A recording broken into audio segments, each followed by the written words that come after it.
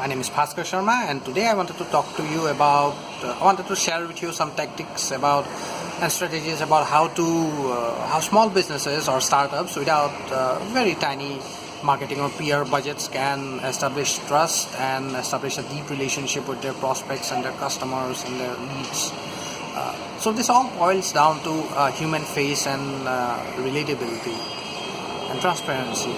Now, you'd all agree that selling face-to-face for most businesses is much better than how you can sell through your website. If you talk with your customer, if you talk with your prospect, and if you know their problems on a one-to-one basis, the chances that they will buy from you increase.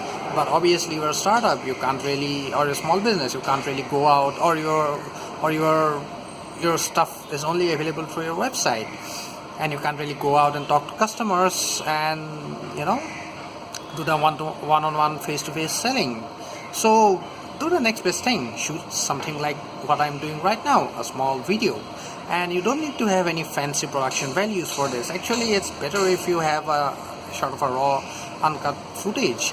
It shows you off at your best. It shows off at your It shows the real you, and this is something which even stars like Kardashians, the celebs like Kardashians or Taylor Swift has really mastered. Just check up Swiftmas, SWIFTMAS on YouTube, and you'll know what I mean when you know why Taylor Swift has so many raving fans. Here's what you should do, some specific tactics that I want to leave you with. After you put an email out, just shoot a small video of what the email is and then stick it on the email.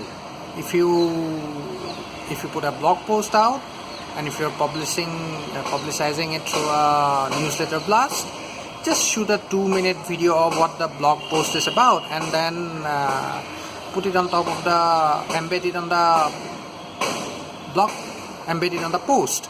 That way, not only the readers can actually see you, the person who has written the post, but there is a sort of a human connect which no amount of text or infographics can beat. So this is what I want to leave you with today.